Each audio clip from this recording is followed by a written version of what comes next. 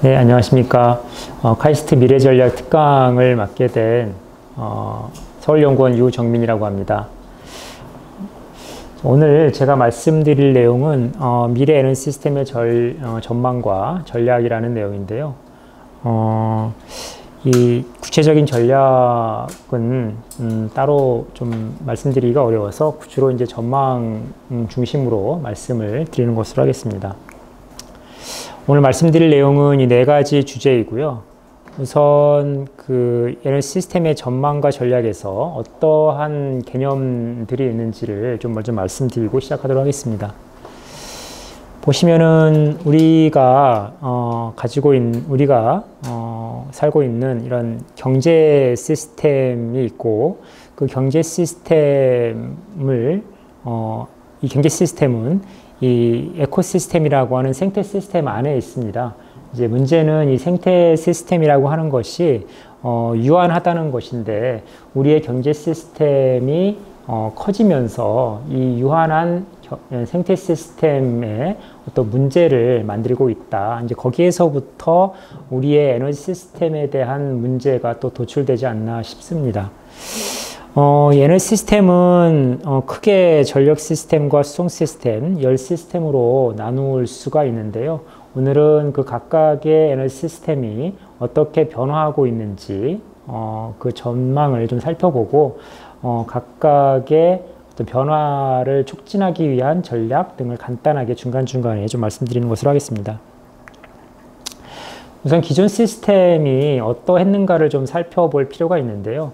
일단 전력 시스템을 좀 살펴볼 필요가 있을 것 같습니다. 우리 전력 시스템은 아시다시피 대규모 발전소를 중심으로 해서 송배전, 그리고 최종 소비자로 연결되는 일방향 시스템으로 발전이 되어 왔습니다. 그래서 특히 이제 공급 중심의 시스템 하에서 대규모 화석연료와 원자력 발전소 중심의 시스템이 발전되어 왔고요. 우리나라의 그 구조를 보더라도 대부분 뉴클리어, 그리고 석탄, 가스, 이렇게 주되게 식재생 에너지원으로 전력 시스템이 구성되어 있는 모습을 볼 수가 있습니다. 이제 그로 인해서 여러 가지 다양한 문제가 발생하는데요. 가장 큰 문제는 이제 최근 우리가 겪고 있는, 특히 이제 심각하게 최근에 문제가 되고 있는 기후변화의 문제, 그리고 지역 간의 에너지 불평등에 대한 문제도 최근 이제 송배전선 건설 문제를 둘러싼 갈등을 보면서 많이 드러나고 있는 상황입니다. 교통 시스템은 마찬가지로 이제 화석연료 중심, 내연기관 중심의 자동차가 가장 큰 대표적인 어떤 우리의 교통 시스템을 대변하고 있는 모습이라고 볼 수가 있는데요. 여기에 따른 사회, 경제, 환경적인 어떤 문제점들도 상당히 크다고 볼 수가 있습니다. 예를 들면 이제 혼잡 비용을 들 수가 있는데요. 최근 조사에 따르면은 연간 혼잡 비용이 약 33조 원, 우리나라 GDP의 한 3% 정도를 차지한다고 합니다. 큰 비용을 우리가 그냥 자동차가 정체함으로써만 지출하고 있는 것이고요. 그리고 이제 우리나라가 에너지를 대부분 수입을 하고 있는데, 특히 이제 수송연료 같은 경우는 석유는 대부분 100% 수입을 하고 있고요. 이 중에서 이제 육상 부문에서 소비하는 석유를 경제적으로 환산해 보면 한 22조, 연간 22조가 되는 것으로 나타나고 있습니다. 상당히 큰 비중을 차지하고 있고요.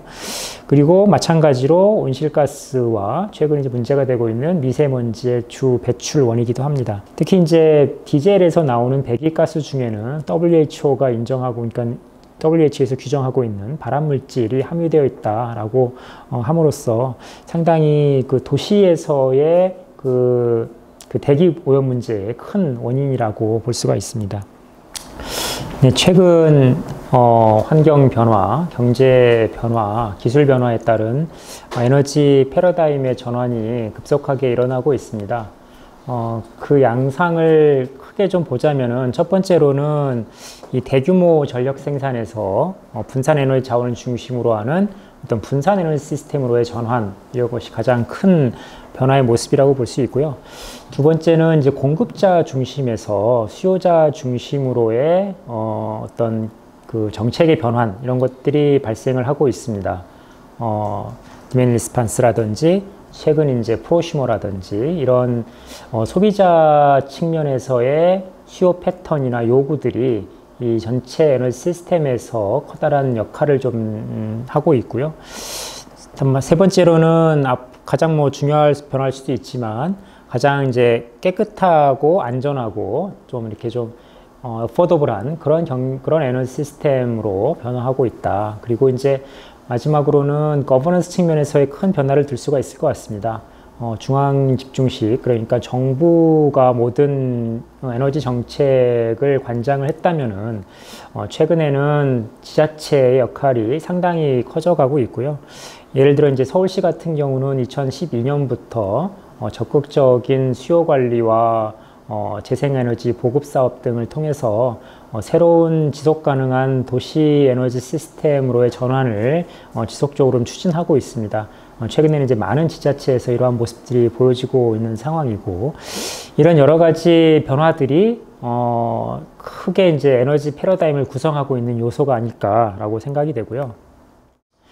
그 중에서 이제 그 최근 좀 중요하게 등장하고 있는 그 분산 에너지 자원에 대해 잠깐 말씀을 드리면은, 이 개념이 사실 새로운 개념은 아니고 오래전부터 있었던 개념입니다. 분산 전원, 디스트리뷰트 제너레이션이라는 용어가 이미 오래전부터 있어 왔고, 그것은 이제 열병합 발전 혹은 이제 소규모 재생에너지를 일컫는 말이었는데, 그것을 이제 넘어서서 distributed resources, 그러니까 분산 에너지 자원, 분산 자원, 이렇게 좀 확대해서 또 사용하기도 했었고, 최근에는 수요 자원과 전기 자동차, ESS 등을 포함하는 그런 DER로 확대가 되어서 좀 쓰여지고 있습니다. 커다란 차이점은 기술적으로는 몇 가지 기술이 더 추가된 것 뿐인데, 이러한 기술들이 갖고 있는 의미가 상당히 달라진 것 같습니다. 예전에는 어떤 피크로드를 좀 감소시키고 송배전망을 좀 부담을 덜어주는 이런 보조적인 역할을 했다면은, 지금은 전력산업 전반의 구조를 변화시키는 중요한 어떤 기술적 변화로서 인식이 되고 있는 점이 바로 이 분산 에너지 자원이 갖고 있는 좀 차별점이 아닐까라고 생각이 됩니다. 아까 말씀드린 것처럼 전기와 열, 교통 시스템이 어떻게 좀 변화하고 있는지를 살펴보도록 하겠습니다. 우선 태양광의 경제성을 좀 볼 필요가 있겠는데요.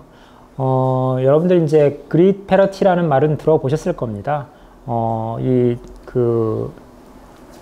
홀세일 마켓 단계, 그러니까 대규모 발전 시설은 어느 정도 경제성을 갖추고 있는 반면에, 아직 소규모에 대해서는 경제성이 없다고 얘기를 했었는데, 최근에 이제 IEA에서 나온 보고서를 보면은 이 소규모 태양광이 어느 정도 그 소매 전기 가격과 경쟁력을 갖는 수준으로 몇몇 국에서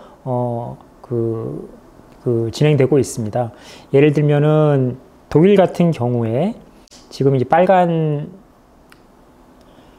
점이 그 가정 부문의 전기 가격이고, 이 파란색 바가 태양광의 생산 단가입니다.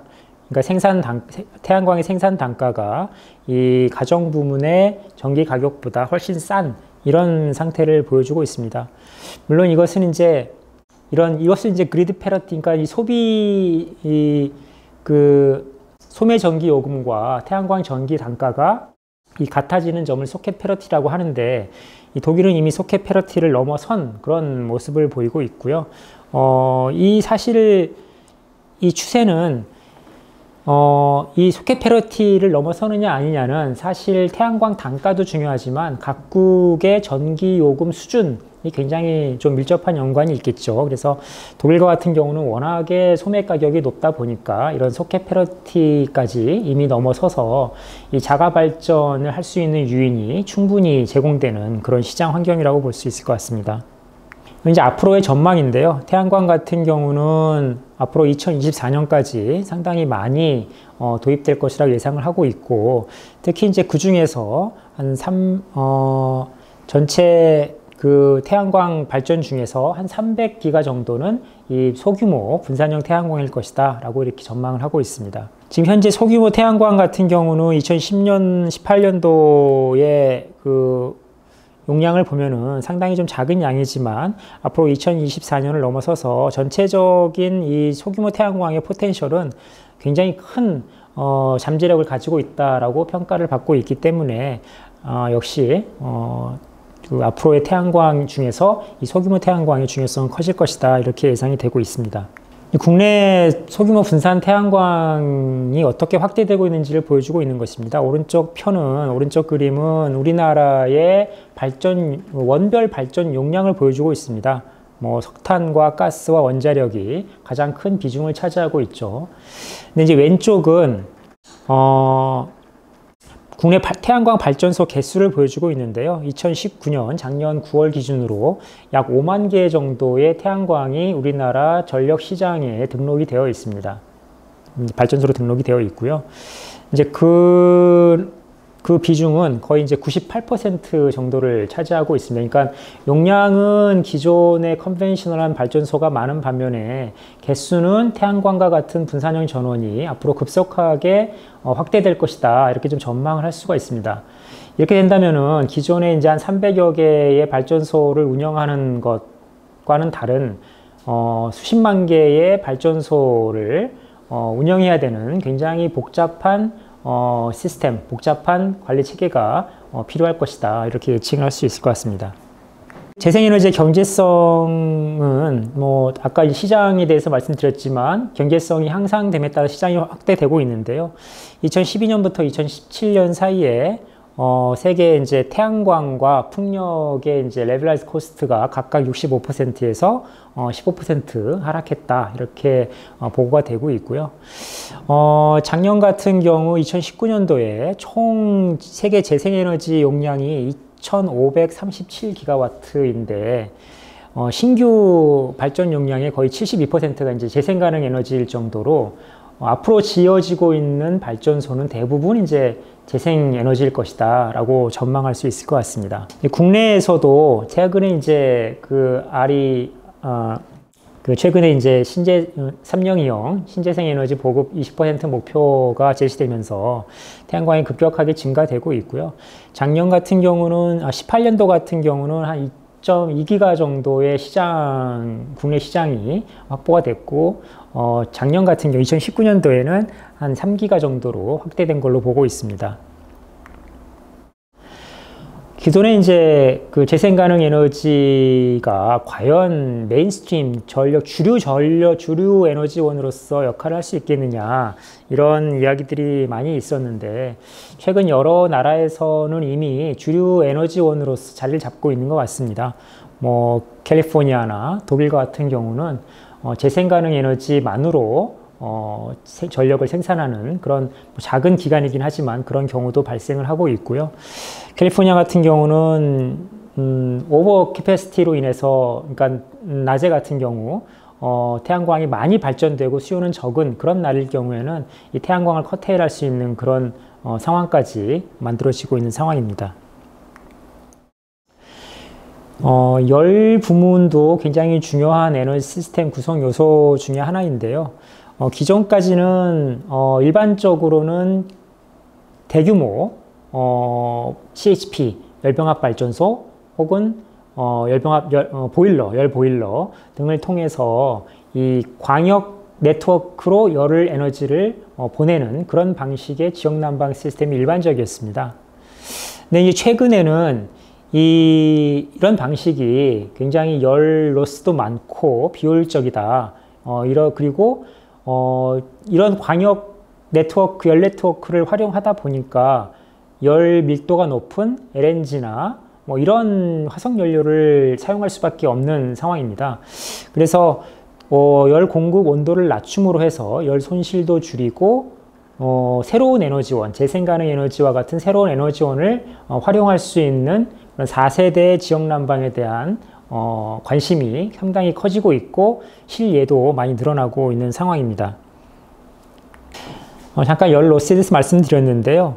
지금 일반적으로 열 공급 온도가 100도씨 그리고 회수 온도가 60도일 경우를 기준으로 100으로 본다면은 공급 온도를 70도로 낮추고 회수 온도를 40도로 한다면은 열 로스가 56% 정도 줄어드는 결과를 볼 수 있습니다. 그렇기 때문에 사실 우리가 사용하고 있는 열 에너지는 뭐 높아봤자 60도, 50도 정도 수준이기 때문에 그런 50도, 60도 정도의 열을 공급하기 위해서 수백 도짜리 100도씨가 넘는 공급망을 통해서 올 필요는 없는 것이죠. 그래서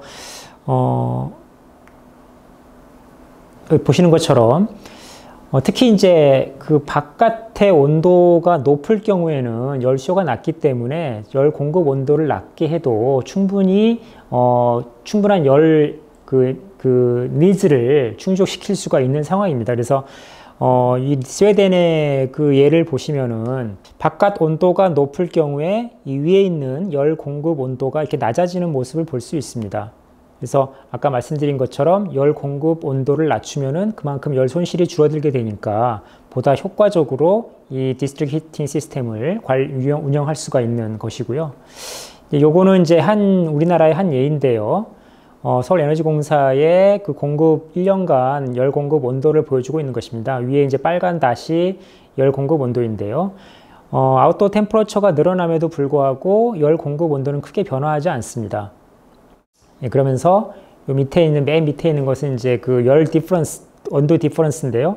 점점 커지고 있는 거죠. 그래서 이런 계절의 변화에 따라서 열 공급 온도를 줄이는 것, 요것 자체만으로도 상당히 큰 열 효율을 높일 수 있는 방안이 될 수 있다라고 생각이 되고요. 그리고 이제 한 가지는 열 수요가 높을 경우에는 굉장히 높은 비용의 열원을 사용한다는 점입니다. 주로 이제 사용하는 것이 피크로드 보일러가 됩니다. 피크로드 보일러는 열병합 발전이 아니라 그냥 LNG를 이용한 보일러입니다. 그래서 굉장히 단가가 높은데 높은 피크로드가 걸리는 시점은 연간 몇 시간 안 되기 때문에 그 시점에 사용가 근처에서 이 열 수요를 충족시킬 수 있는 열원이 있다면은 보다 효과적인 열 시스템을 운영할 수 있는 방법이 될 수 있습니다. 이제 그런 가능성을 가지고 있는 것이 바로 이제 분산형 열원이라고 생각이 되고요. 여기에는 이제 하수열이라든지 어떤 건물에서 나오는 폐열들, 특히 이제 데이터 센터에서 나오는 열들이 굉장히 많다라고 보면은 거기서 나오는 열을 인근 지역에 열이 필요할 때 공급함으로써 굳이 비싼 LNG 보일러를 떼지 않고서도 열을 공급할 수 있는 그런 시스템이 될 수 있는 것이죠. 그래서 온도를 낮추는 것, 그리고 소비자 근처에서 저온의 열을 통해서 보다 효과적으로 소비자의 열 수요를 충족시킬 수 있는 방법, 이것들이 이제 4세대 지역 난방의 주요 어떤 요소가 될 수 있다고 생각이 됩니다. 그래서 이러한 예들이 이미 이제 많은 나라에서 사실은 시행이 되고 있는데요.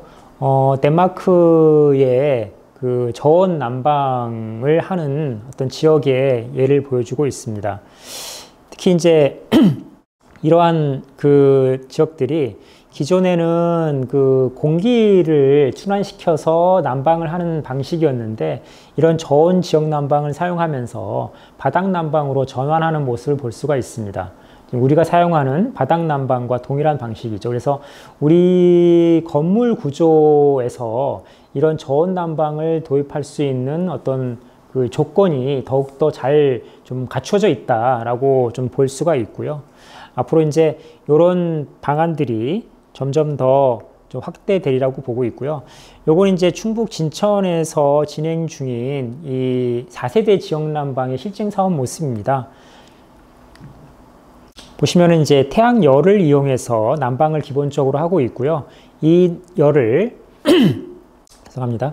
개간 축열조에 저장을 했다가 필요한 시점에 지역의 도서관이라든지 어린이집에 공급하는 이러한 방식입니다.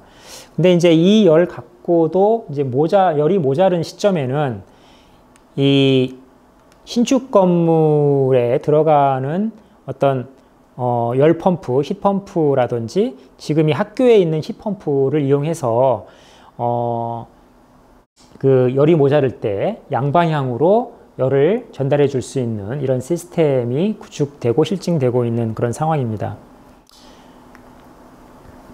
다음은 이제 교통 부문에서의 변화를 좀 볼 수가 있겠는데요. 교통 부문에서의 가장 큰 변화는 아무래도 이 내연기관에서 전기차로의 전환이라고 생각이 됩니다.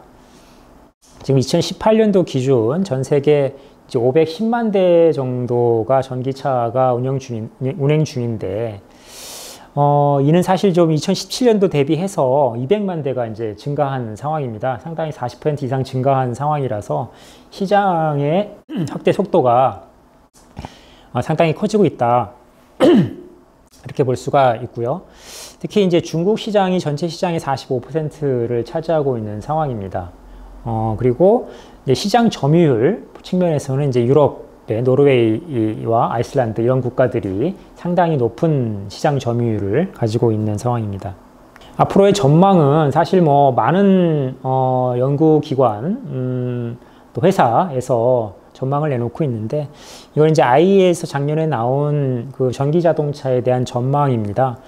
지금 2030년 전기차 판매량은 한 4,300만 대이고 시장 점유율이 한 30%가 넘을 것으로 전망을 하고 있습니다.